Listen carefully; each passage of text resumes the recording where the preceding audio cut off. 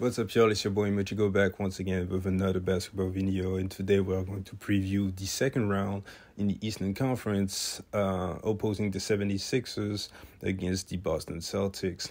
Now, why is this series so fascinating to me? Is because of the ramification.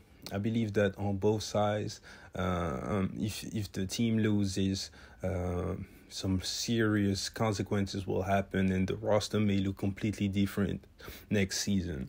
Here's why.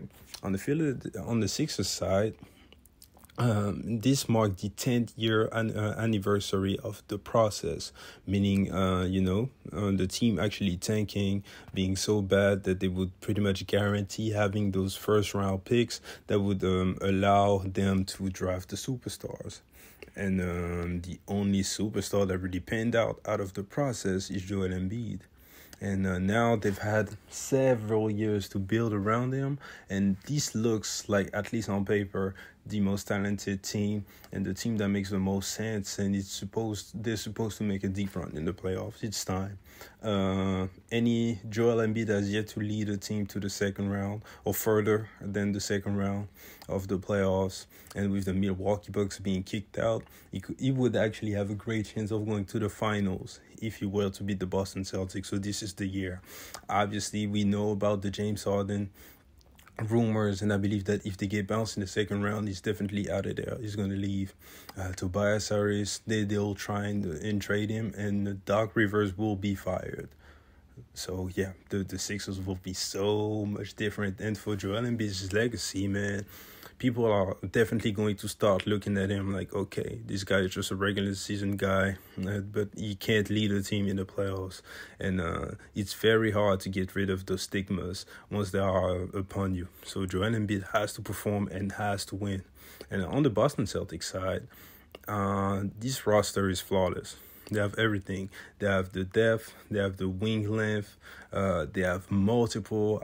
They have arguably five players who can create off the dribble and generate their own jump shot pretty efficiently. They have a 30-point scorer in Jason Tatum. They have an A+ guy. I'm not gonna call him a B guy in Jaylen Brown. High quality, 25+, good defense also.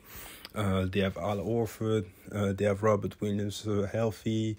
They have a good coach. It's not Ime Udoka, but they have the shooting. They have everything, man. So they have to get it done.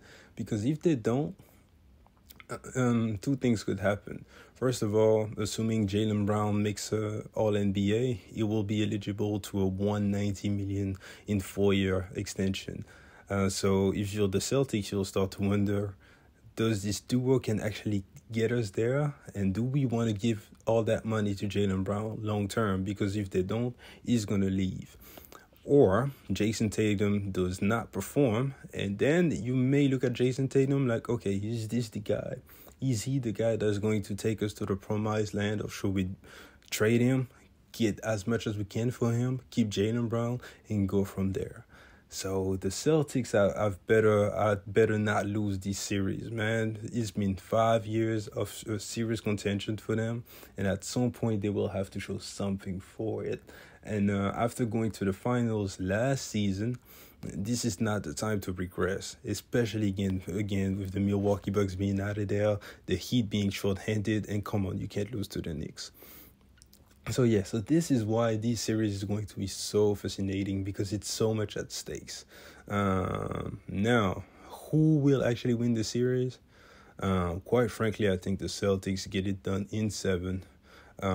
They close it out on their own floor in Game 7. It's going to be tough for them, for the Philadelphia 76ers to come on the road and get them in Game 7, man. So if the Sixers are going to do it, it's going to have to be before Game 7, and I just don't see that happening. If you look at how they fared against the Celtics this season, all games have been very close. Joel Embiid has been dominating. They have played very good defense on Jason Tatum.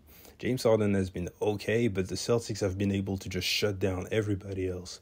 And in the playoffs, I don't think the Celtics will go all Brooklyn Nets mode on Joel Embiid and just double him every time he touches the ball.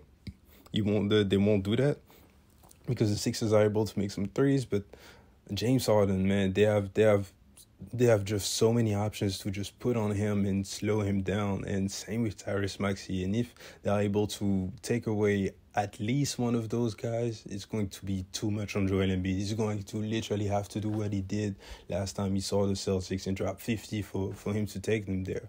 Now we just saw Jimmy Butler do it, but Joel Embiid has yet to do that in the playoffs so far. So if Joel Embiid actually does it, the Sixers will move on. But yeah, I don't see that happening. So yeah, anyways, we're gonna call it a day for this video. I appreciate you guys for checking me out, and I'll catch you guys later. Peace.